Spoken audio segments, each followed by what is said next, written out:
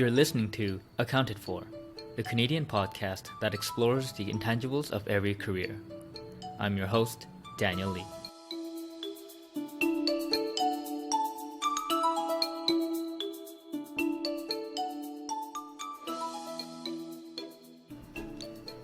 Hello, listeners. Today is something different, so be excited. This is the first episode of an anonymous podcast series that I'm doing.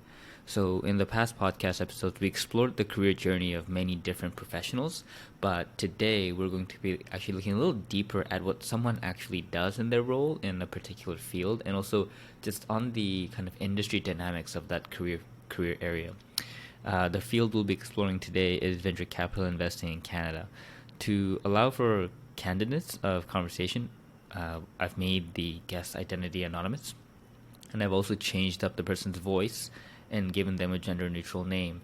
And I really do hope that the voice alteration doesn't distract you too heavily. I try to make it as enough to cover up the interviewee's voice to protect their identity, but also to allow you to actually get the message across and understand what they're saying. Some of you may be wondering how you would know to trust this person or not if they're not really revealing their identity. And for that, I guess, I would be your filter, and you'll have to trust me to bring in guests who I feel can deliver a level of candidness and knowledge to their particular field. Just rest assured that I am doing my best in that realm. I'll be doing a series of these episodes to just really test it out, and because this was an idea I had a while back, and so it would be great if I can get feedback from you, my valued listeners, as if you enjoy this kind of different style and you want more of it, then please shoot me a note in the reach out tab on my site, oldmandan.com. It's oldmandan.com. And so I hope you really enjoyed this episode. And before I let you go, quick reminder, if you're a fan of the podcast and you're finding value in it, please help out by leaving a positive review on iTunes so more people can find it. Also, if you'd like to learn more about anything in life, I publish a weekly newsletter called This Week I Learned, where I fill you in on 7 daily learnings I learned on being healthy, wealthy, and wise just from the week. The newsletter also includes the link to the new podcast episode and my new weekly article that I publish. And so if you'd like to subscribe to the newsletter, you can also find that at oldmandan.com. There's subscribe buttons everywhere. And so thanks a lot. And without further ado, here's my interview with a venture capital investor in Canada.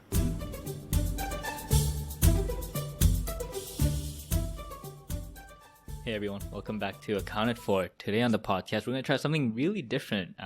This is an idea I've been ruminating over for a while, since Christmas break, and I had the idea of having something called the Anonymous Cast, or Anonymous Podcast for the long form, where I interview professionals in various industries, and we try to have as candid a conversation as I can, and we try to be candid and also protect the person's identity, just so the individual can freely speak their mind. And so with that purpose, today I have a professional in the venture capital space in Canada, and to help the person keep, their identity secret, I'm going to call the person Min. We call him Min because it's a gender-neutral name for someone of Korean heritage. You could be Min and not Korean, that's fine too, but that's why I picked it, so I could hide the gender of the individual as well. And so this is something new.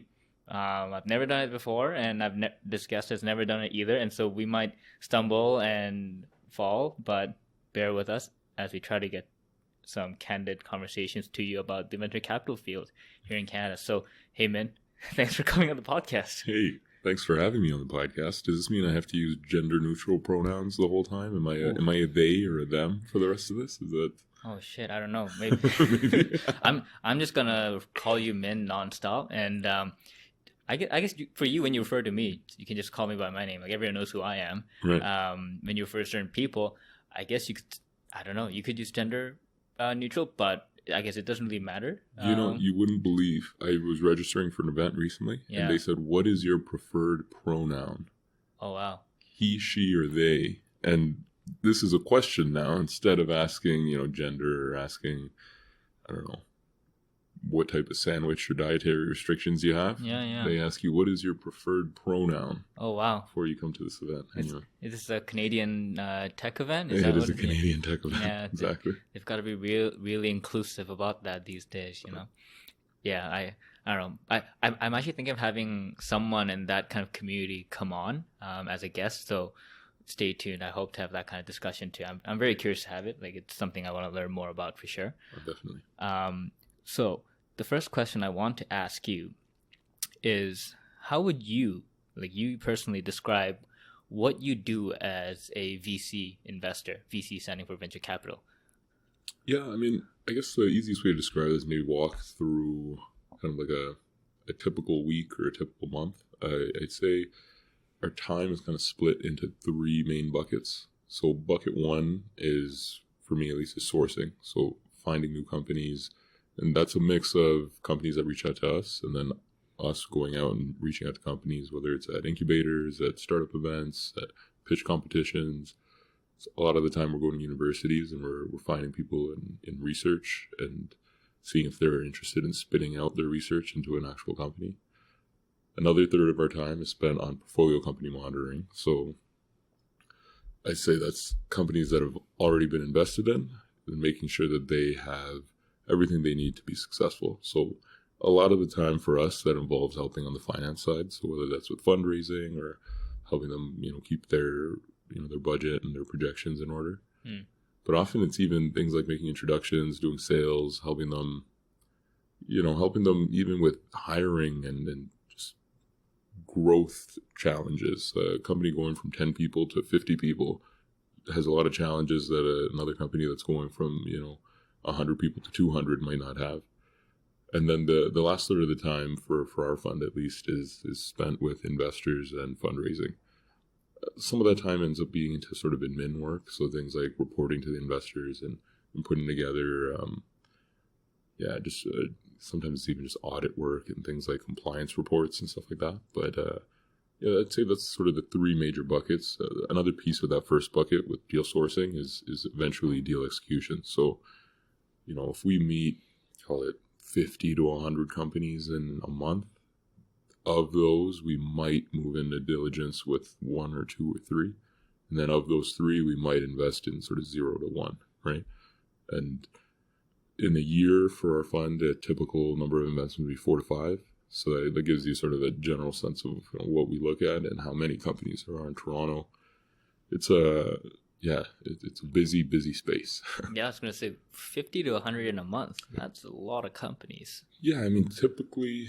call it closer to 50. The times when we get to 100 is things like where we go to a university and we meet a bunch of companies that they're not really companies yet necessarily, right? And so you might see 10 in a day, but they're not. So that's inclusive of like a couple guys with a website and saying we're a company now. Right, exactly. That's including some early stage angel type investments that they're not potential candidates for the fund. It's just Yeah, that's how I feel when people ask me, so what do you do now, Dan? And I go, well, I'm doing things, but I don't really know if it's a company. I can't really say. I want to call myself a company, but I don't know. You're a businessman. Thank you. That's businessman. Yeah, thank you. I appreciate that. And so I guess when it reminds me of a time when I was talking to one of the other venture capital folks. It was just at a big startup event, and one dude came up to this VC and said, "How can I get funding?" And I was wondering, what kind of company is going to pitch? And he said, "I have an idea. How can I get some funding?" And the VC was very, very nice. And instead of saying, "What the hell are you saying?" she was saying, "Oh, well, you kind of need a team, and you kind of need a website, and you kind of need." Some form of a business to pitch to us. We kind of look at companies with about 10 million in revenue, and so the guy goes, "Yeah, but how can I start a company without money?" And I was like, "Oh God, man, look." Do you see a lot of that? So this is a common challenge that comes up. People look.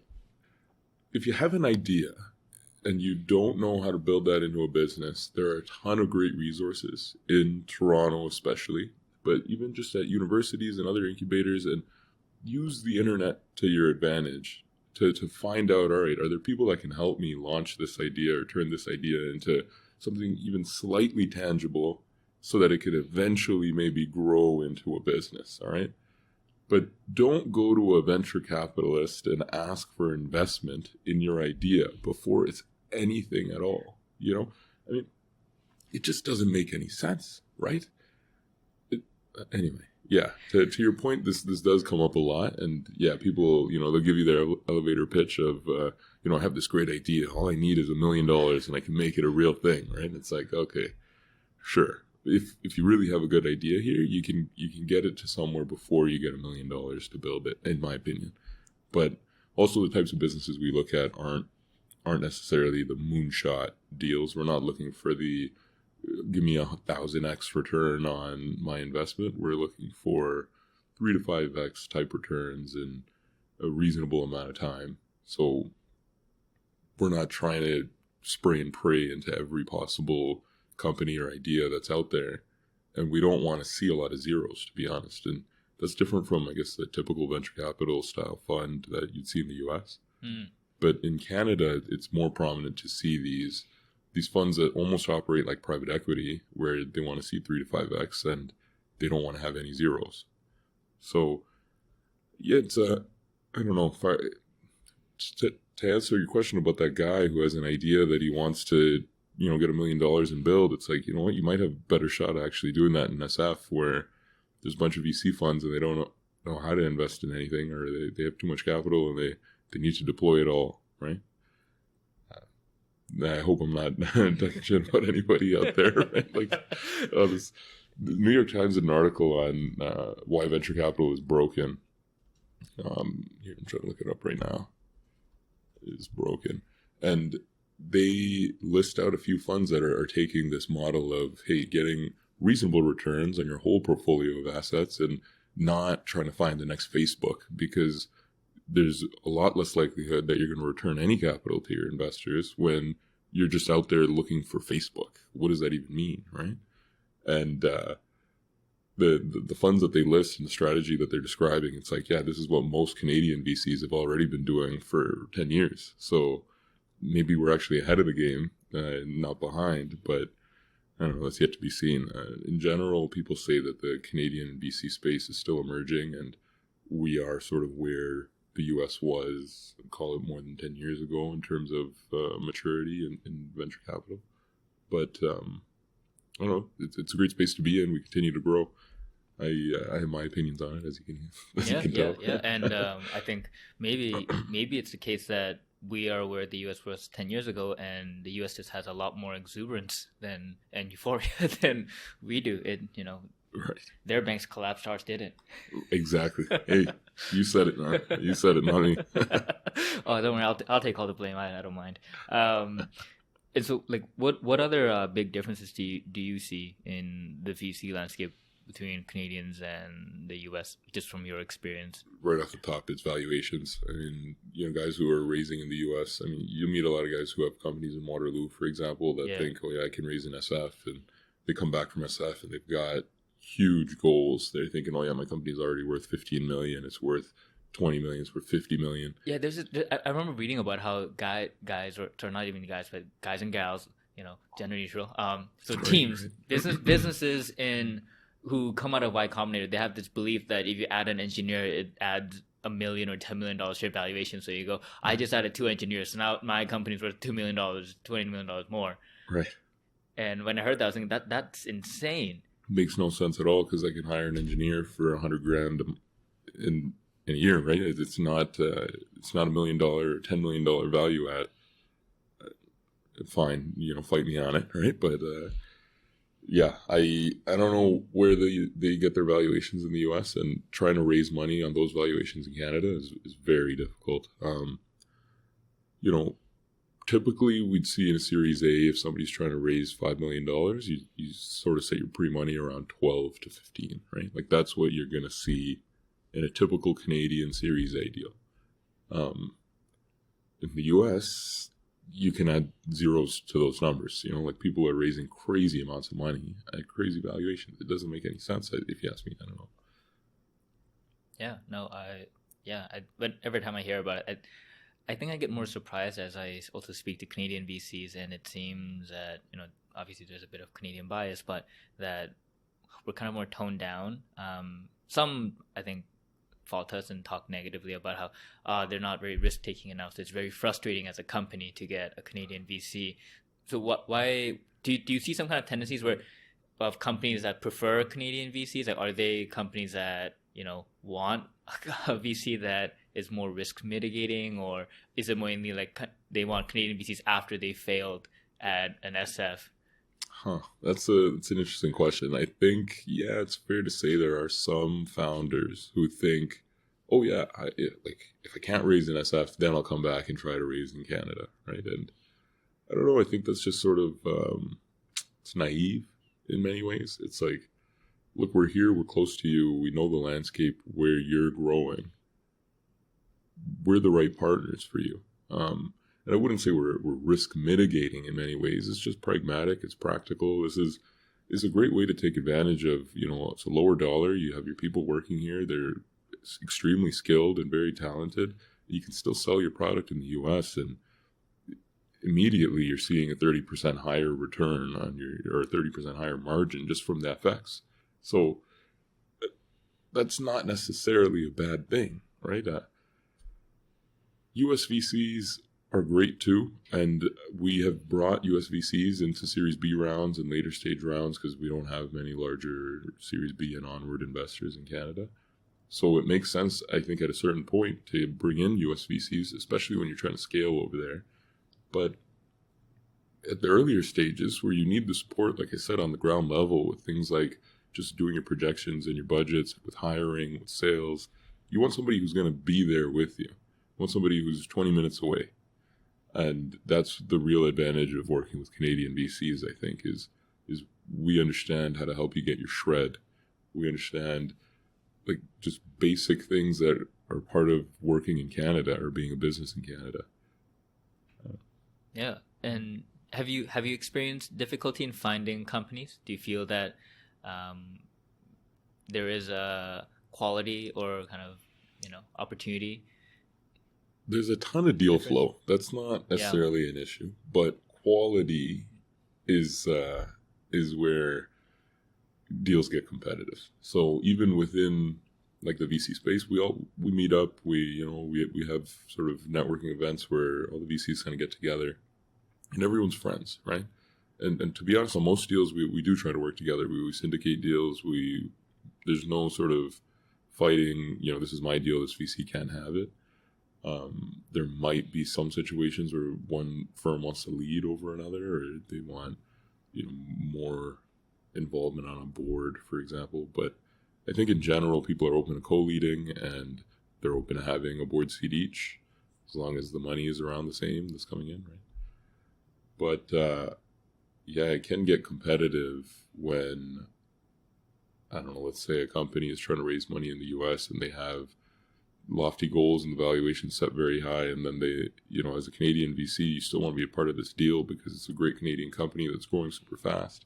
But unfortunately, unless you want to match whatever the US guys are offering, it's hard to convince a founder that, hey, we're bringing a lot more to you and we're going to be here for you more than those guys will. It can get competitive, yeah. Yeah. Have you experienced that yourself? I wouldn't say we've lost any deals like that. Generally, we are valuation sensitive, so we would just pass. Yeah. But there's probably a couple that we wanted to be a part of that, we're not. So when you look at these founders or these companies, is there kind of a cheat sheet, like a checklist that you look through and go, is there, you know how you hear about some VCs who go, all right, I need the kind of Mark Zuckerberg type founder, is he from Harvard? Did he drop out? Does he look like a coder?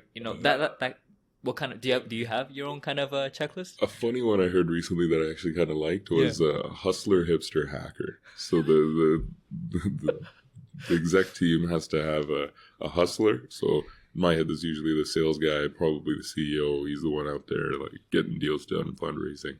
You gotta have a hipster, and that's sort of I don't even know how to describe that, but I mean, I can think of a few examples of guys in our portfolio that like fit it well. But he's like maybe like flannel shirt and practically like a lumberjack. He's the one who's recommending hot cortados flat cortados at the Starbucks. The kind of urban outfitter shopper. You pay up to look poor, but you're not. Exactly.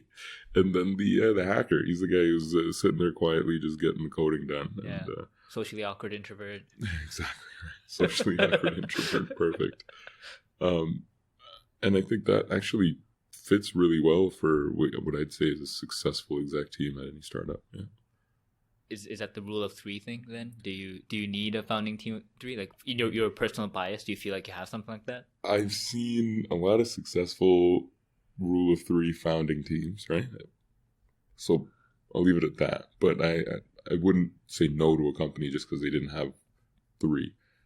Since we invest early stage, I think there's definitely opportunity to hire the talent that you're missing.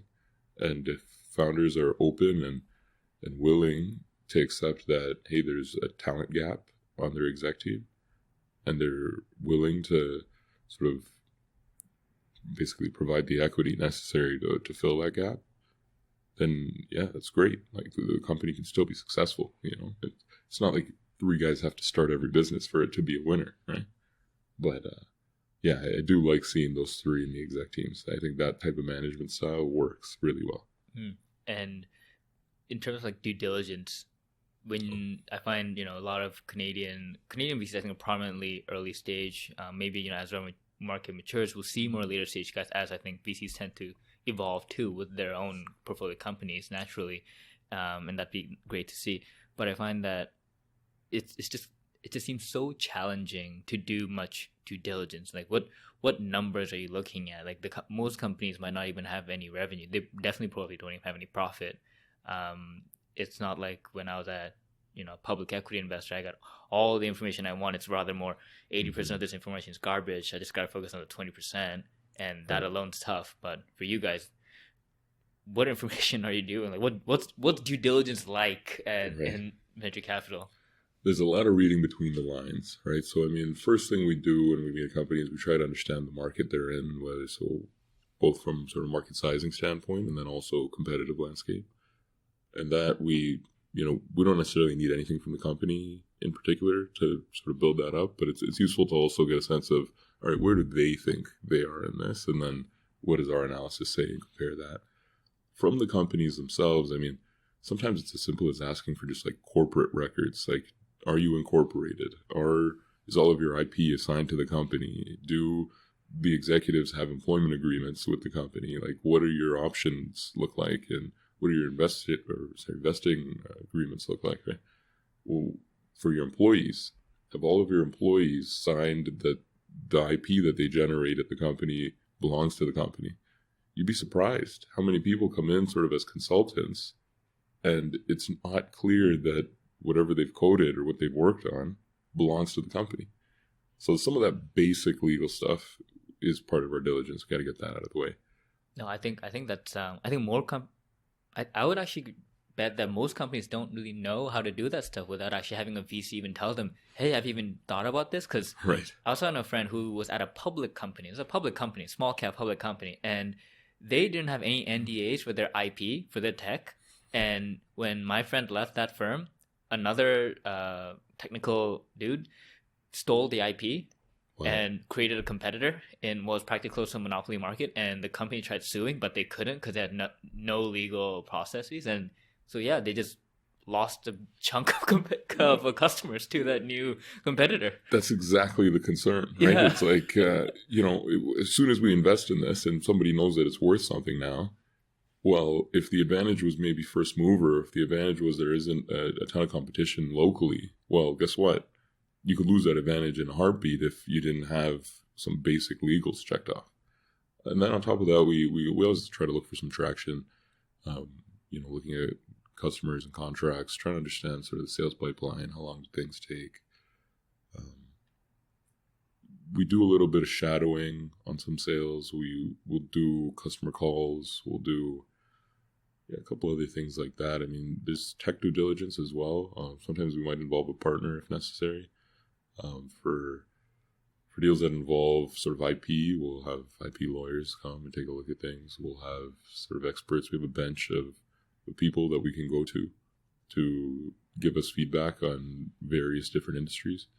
And yeah, I mean, all of that kind of gets put together into a nice written, prim polished diligence memo, and that gets shared with the investment committee. And usually, if that much work has gone into it, then we already know that there's going to be a deal.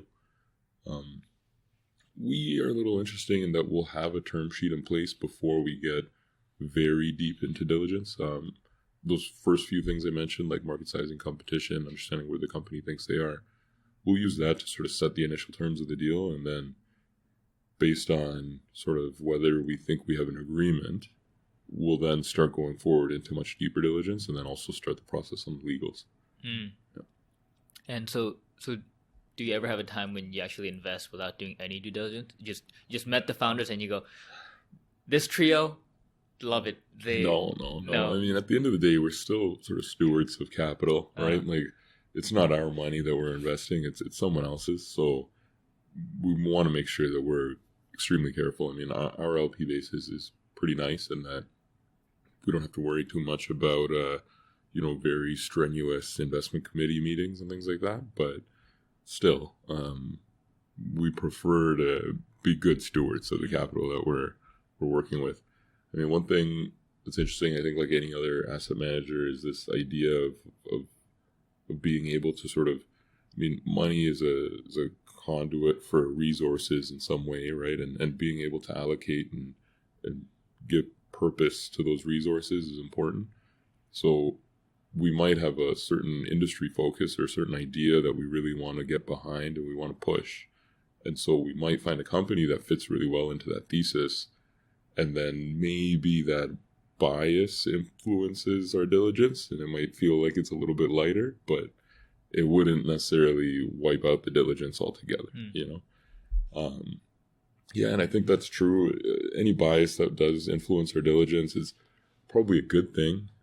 If we come in with a strong feeling about an industry or a company or an idea, well, all the more reason we want to invest. I don't think then that some issues with contracts and things like that is really going to stop us from making an investment, because at the end of the day, we can always just amend all those contracts and we can get everything signed. And fine, it might take an extra month before closing because we have to get everything signed, but so what, right? I think that's fair. Yeah. How long does a due diligence process usually take? Yeah, it's funny. We give ourselves more time than we need. We've closed in as fast as like a couple of weeks, but generally we'll spend a couple of months. And something that's a lot more complex, we'll spend upwards of, I've spent 4 months on diligence on the company. And that was like pretty actively for those whole 4 months. So yeah, there's a lot of diligence compared to other deals where it's just a little bit more obvious, lower valuation, lower check size, less going on, less risk. It's not really worth spending 4 months of diligence on. So we'll get it done in 2 weeks. Yeah, that risk reward trade off even with time too. Yeah, I agree. And so, but hour wise, how many hours are you spending? It's not like investment banking or private equity, like I mean, I'm here, aren't I? But yeah, I mean, in general, call 40 to 50 hours a week. I mean, nice. I'm not spending too much more than that. I mean, if there is a busy week, like if we're closing a deal or something like that, I might, and that's just because I want to, I'll be working more, right? But yeah, generally within 50 hours a week. Yeah. Is that standard, do you think? I think that is standard across. Yeah. I mean, if you start including travel time and things like that, it might get a little higher, but we don't travel too far. We like to invest locally, so. Yeah, I find a lot of Canadian VCs are like that. Why go to someone else's yard when you have your exactly? You have a nice yard here. How does a fee structure work in venture capital? Is it like 220? Our fund is 220. Okay. Yeah. Would you say most are like 220?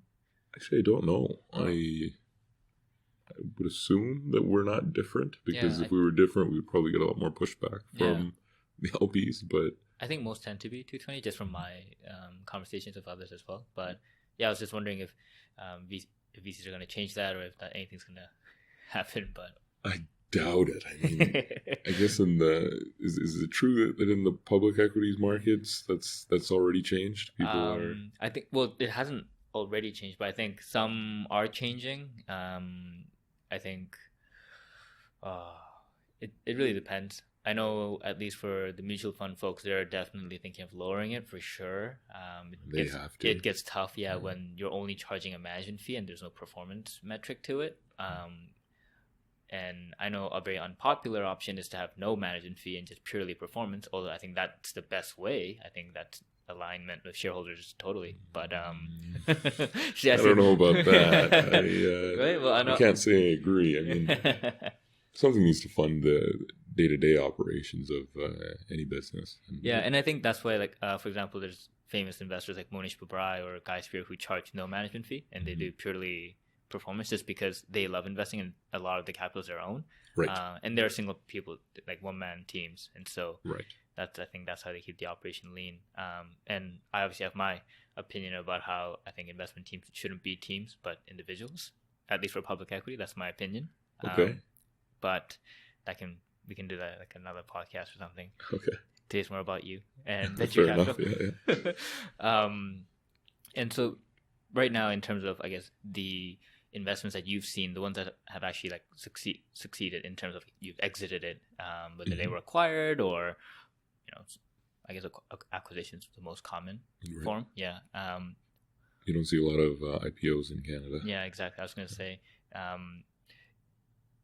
what's been the most surprising? Like, do you find that the exits that you see happen, the ones that are successful, do they actually meet up with the original thesis that you forecasted out, thinking this team, this company is gonna make it, they're gonna get a big acquisition, I can tell that's the original thesis, and it actually happens out? Or is it usually like a big surprise and you go, I had no idea?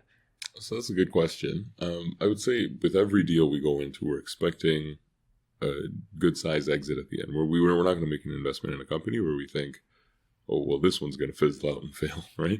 So yes, that part stays the same, but I think the type of company that we end up exiting to can be a surprise. There's some cases where the buyer is not buying like a strategic for their customers or for their talent.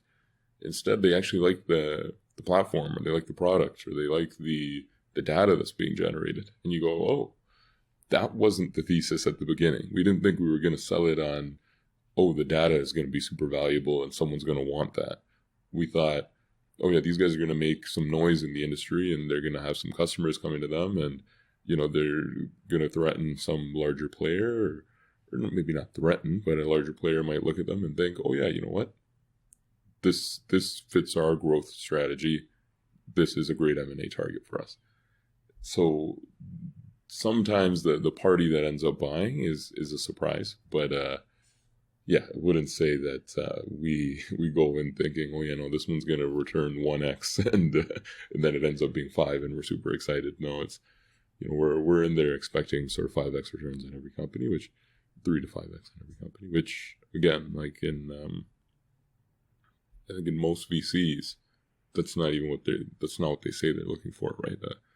Most VCs are out here, at least in the US, they're saying that they're going for unicorns, and it's like, all right, no, we're not looking for unicorns. So if we ever were to get a unicorn, we'd be extremely pleasantly surprised. Yeah, no, that's a good. And do you find that at least so after, let's say, a year or two of actually having the company, that you can kind of make a decision on, yeah, I don't know if these guys or this team has what it takes? Do you see signs? Or? That is a very tough question. I'll say there have been hard decisions that need to be made in terms of growing teams or augmenting teams, pivoting companies. We don't give up on our portfolio.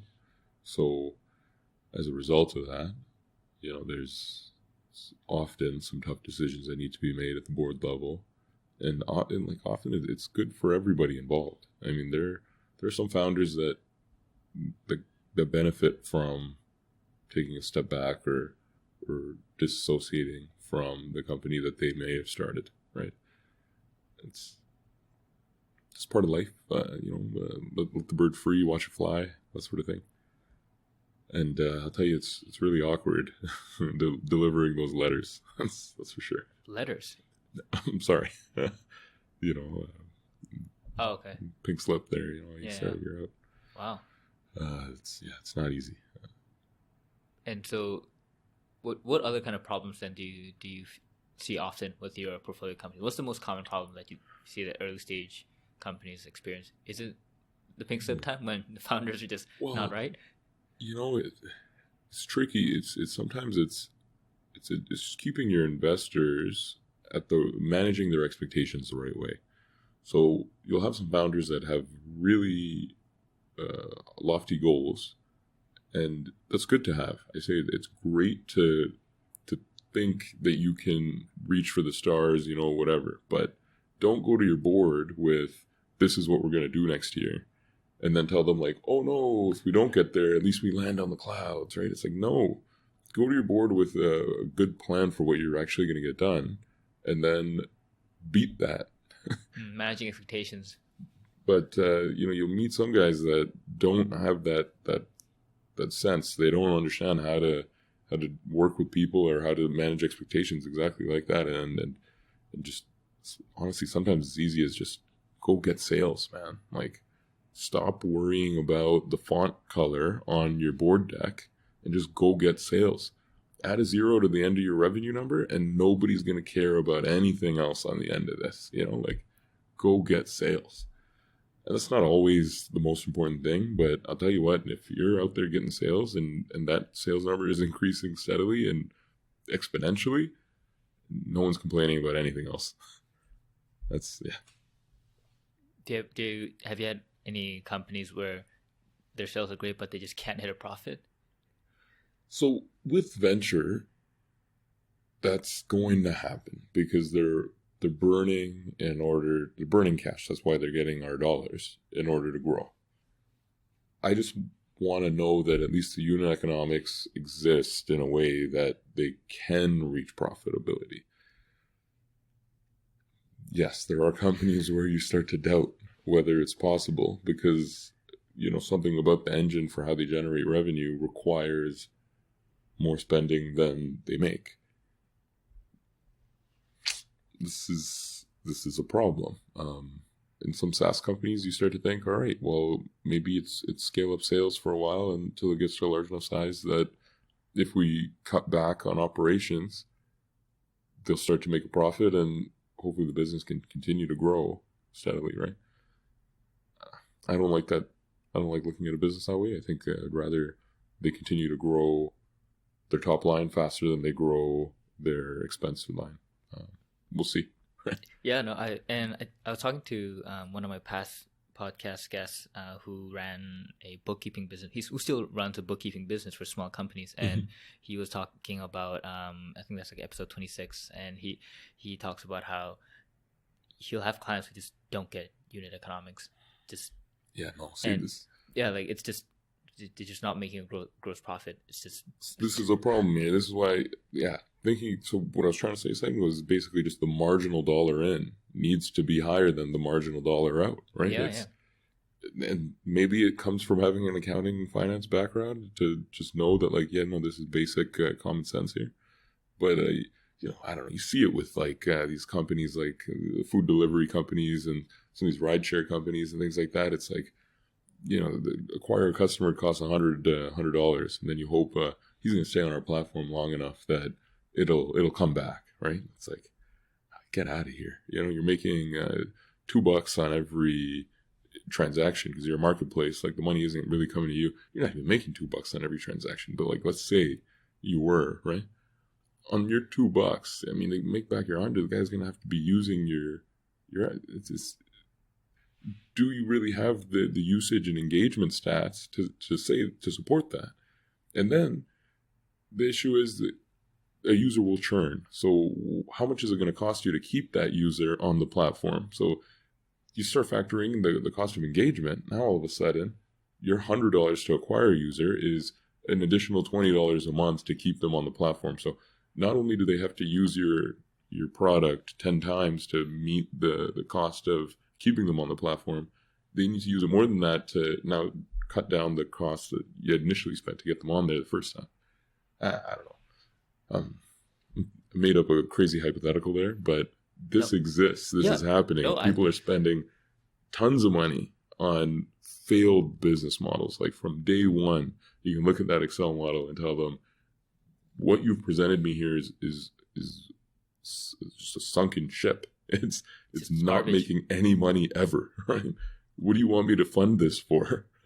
Like, there's another funny article about this too, about like the VC industry is funding like free rides and free meals and free all these things. And it's like, you can literally live off of all these like coupon codes in certain cities, right? It's like, wow, are LPs or investors going to smarten up and say, hey, we don't want you investing in these types of companies? This kind of comes back to what I was saying as being stewards of capital and being able to allocate resources in an economy or just in the world. You can sort of bring light to certain issues or change the focus of what we as a society are thinking about by allocating capital to certain things. And spending more money on food delivery and ride sharing, I don't think is moving the needle in any meaningful way. You'll see like socks startups and jeans startups, and you go like, what was wrong with socks and jeans?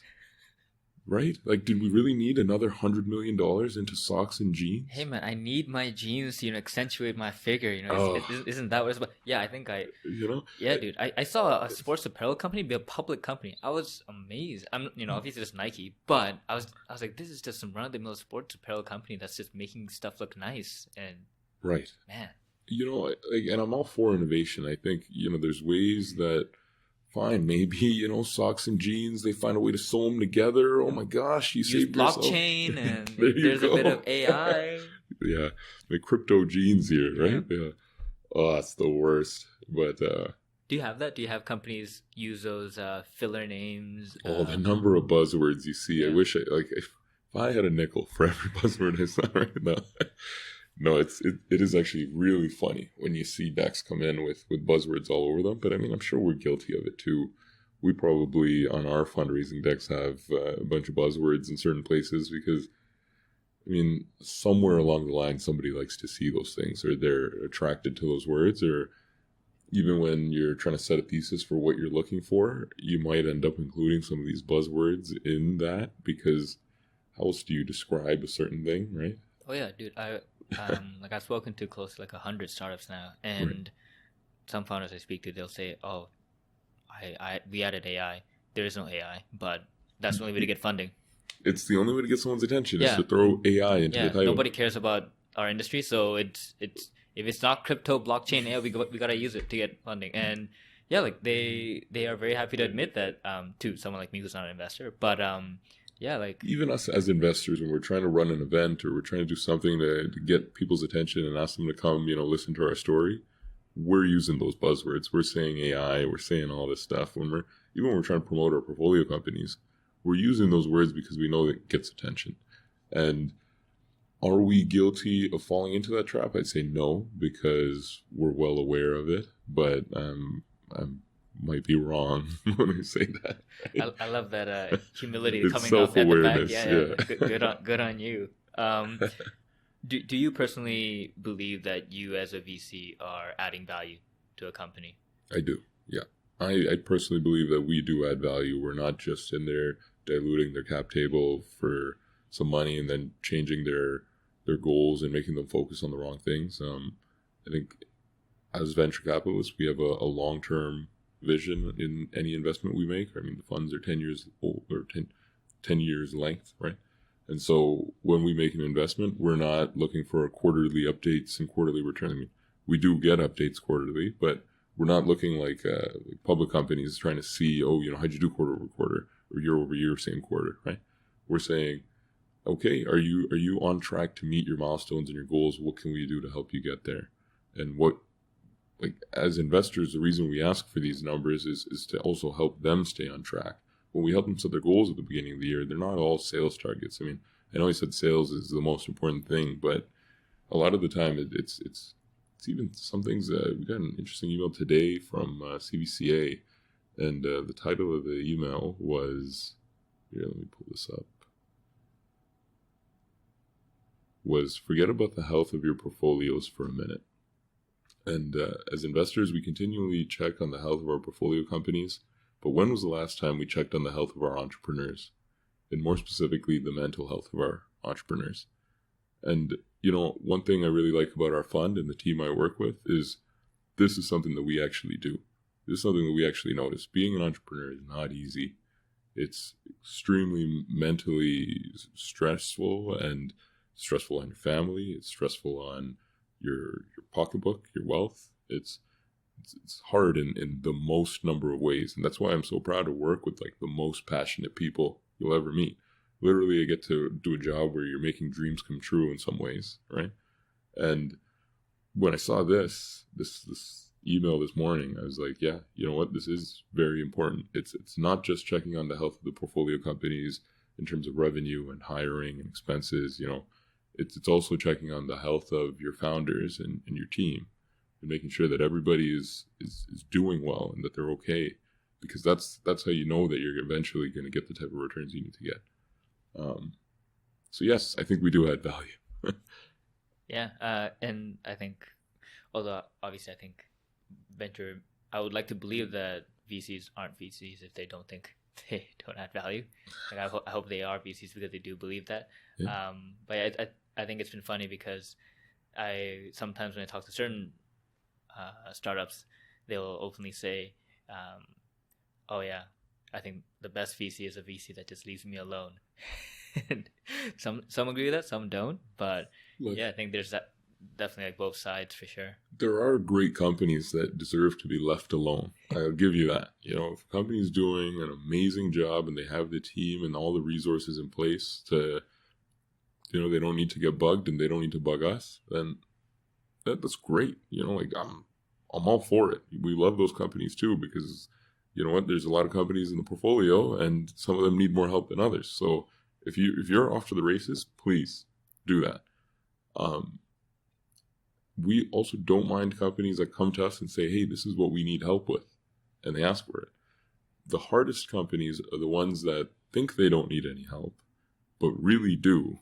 And so it's a constant struggle of trying to provide the support that they need, but not getting feedback, not getting, questions. Instead, there's always just answers. And it's like, oh, well.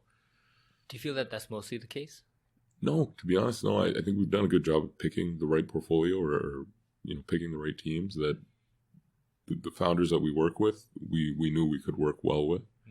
There might be a lot of companies out there, and just maybe it's just as, if you're willing to take the risk of entrepreneurship, you're likely incredibly smart and very driven, and you don't want to listen to what somebody has to say. You are not trying to be controlled or parented in some way. But I wouldn't say a VC is trying to control or parent you. A VC is just trying to help. Is just trying to be a part of the process. We're partners. And something I was very curious about is Chamath. I can't pronounce his last name. Palia. Oh, good one. So Chamath from Social Capital was very vocal in, like, I love the guy. Like, I love listening to his podcast interviews, and I eat up all his stuff. Right. And he was very vocal in saying how the VC industry, in, like, at least from I think his perspective, the US, is akin to like a Ponzi scheme where you practically have this seed stage guys get a certain valuation, and then they get their friends in A to prop it up, and then they get their friends in B to prop it up, and then C to prop it up, and then I don't know, I guess a vision fund comes in and and then acts as the IPO machine, and they, on the back of that, they'll use that to say, oh, look at my unrealized gains in the first two funds of Fund 1, and then let me raise Fund 2 off of these unrealized paper gains and get Fund 2 going, and just churn that 2% management fee. Do you see that in Canada? We don't have that in Canada yet, but I see that potential. The energy is there for it. Like, this is definitely what every asset manager is trying to do, right? But this isn't. Sorry, I should clarify. This is not what we're trying. We're trying to build great businesses, and as a result of building great businesses, show great gains and returns and raise the next fund and raise the next fund and have a nice massive pile of management fees coming in. But yeah, to say that, we're actively driving a Ponzi scheme where we know a company isn't worth the valuation that we're getting them on their next round is never the case for us. Because, especially in venture, you know that your next round of financing likely isn't the last. So if you're going to raise a round at, call it X whatever valuation, you know that you at least need to have enough room, or you need to see enough growth in the next 18 to 24 months after that they'll be able to raise money at another valuation in those 24 months. So you'd be shooting yourself in the foot if you went and just tried to get the highest possible valuation on the company at your next round because you're going to do some fundraising next week and you want to show some unrealized gains, right? Because you've just significantly increased the likelihood that in an additional 2 years, you're not going to be able to raise any money and you're going to take a down round. So why do that to yourself? When instead you can grow the company at its natural pace, you can set the valuation that it deserves. And to be honest, like what we say as investors is we would rather continue to invest our money flat because we know there's a ton of unrealized gain in the company. We know that we're building an amazing asset. So if we can invest more dollars at our initial valuation, go for it. I'd love to. The founders will probably say, no, we don't want to get diluted at the same price. Like, this is why we want higher valuations, is because we want less dilution. Okay, but then you're going to raise less money because once you get to higher valuations, you're also raising more money because the next investor still wants 15% of the company. So there's a lot of back and forth. I don't think that we're a Ponzi scheme here in Canada, and I don't think in general VCs are actively trying to propagate this shell game of just investing more and more into companies and giving them higher and higher valuations so that your fund can show higher and higher returns so that you can go raise more and more money.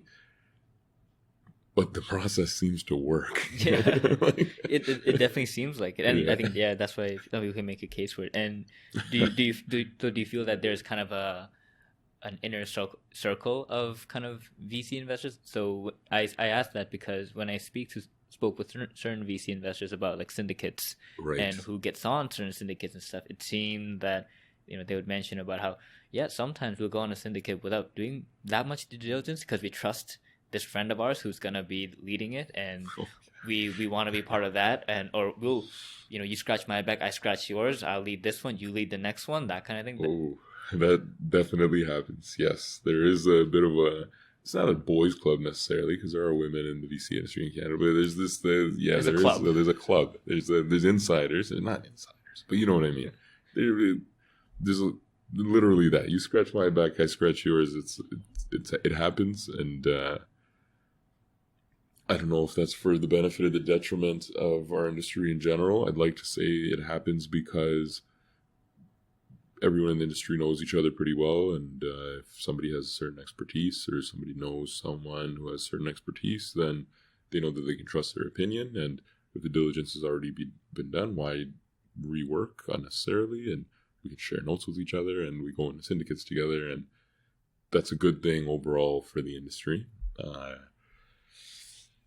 Could it be the case ever that somebody is, part of the same whatever community group or friend group or some other type of group where they say, hey, come on, just do this deal with me. I'll do this other deal with you.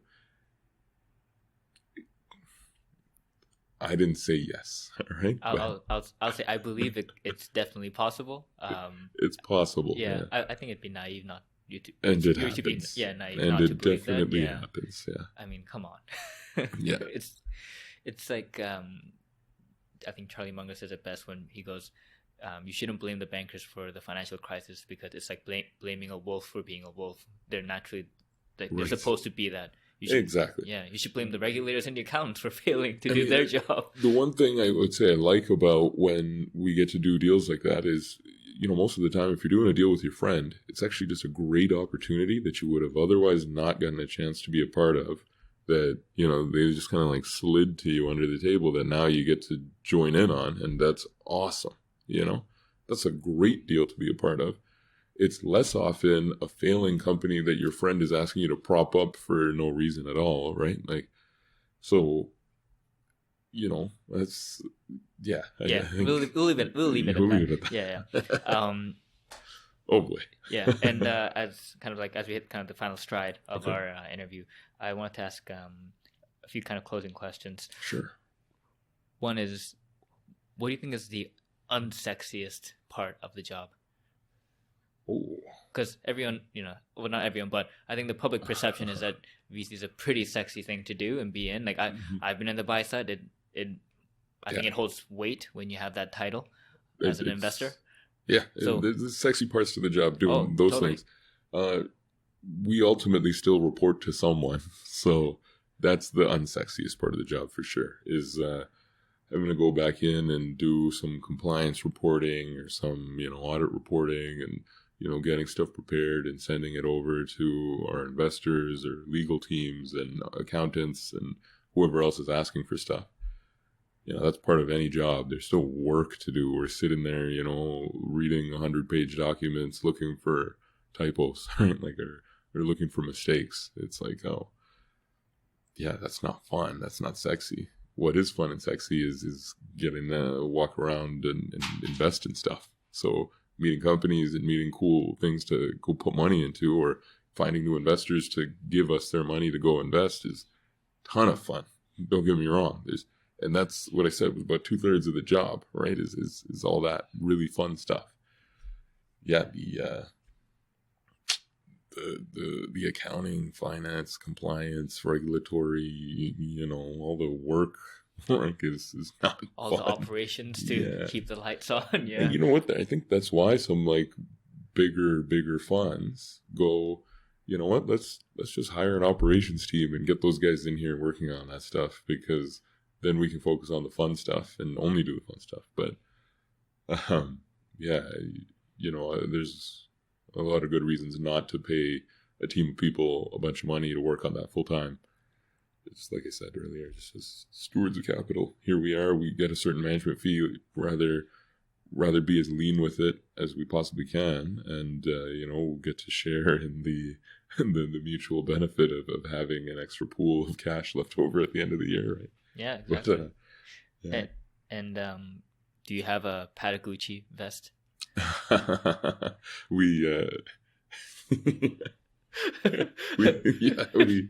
Yes. I hate to admit, yes. We as a team went out and got. They don't do the embroidery at the store in Canada, so you have to go get it embroidered externally, whatever. But that's fine. Yeah, in the US it's great. You can get them to embroider it and send it to you right there with your logo. Oh man. It's just funny he brought that up. It was like we had a whole Slack channel on this. Oh god. Yeah, it's a big deal, you know? It's insane. Like I was at I've been a big fan of Patagonia for a very long time. Yeah. And I want to say before it went off. Yeah, before all these kids in dress shirts came in for it, and I'm like, I remember I was in the store checking out the new bags, and a bunch of what I assume to be bankers came in, and they're like, "Yo, bro, let's try some vests," and they just don't fit into the store at all. And like, I just find it so like it's like an oxymoron. Like if they even heard like Yvon Chouinard just talk about the company and what it believes in, it just should not be part of the finance industry in any way. Yeah, it's the best. These banker bros who have not even considered going on a hike. Yeah, like it's they're so pale. They've probably never been outside. It's just like. They don't have time to go outside. Like, bro, what are you doing here? And oh man, I was actually writing an essay about this when I was talking to my friend. Yeah. He's at Facebook in the Valley, and he's like, "Oh yeah, Patagucci, dude, that's totally a thing." And I was like, "Oh my goodness, no, it's totally a thing." Yeah. Right? But I'd like to say, as VCs, we're not working day and night, so we actually take time to go on hikes and explore the nature outside. Man, I thought it was crazy when I started seeing lawyers with Patagonia stuff and with their branded lawyer stuff. And well, yeah, that's the funny thing is once you get it branded with your company logo, so you're a douche. Yeah, it's like, dude. Yep, guilty is charged. Accounting firms are doing it now too. No. Yeah. Oh, it's not going to be cool anymore. Oh, dude, Deloitte Vancouver did it. Oh man, they had an Instagram photo. It was insane. Oh, so it's officially not cool anymore. No. Oh man. Oh shoot. Oh man. I love it. I love it. I was really hoping you were going to say no, but I think it was amazing that you said yes. Sorry, I let you down. Yeah. No, Min, I really appreciate the time you've given to come on this podcast and share a bit of your experience with the industry, with the listeners as well as myself. It's been a lot of fun. Thank you. This was a lot of fun. Thanks for having me, and I hope I wasn't too candid. And if anybody thinks I was talking about them, no, I wasn't talking about you. Shifty ass. just blame it on me. Yeah, there you go. All right, great. Thanks a lot for coming on the podcast.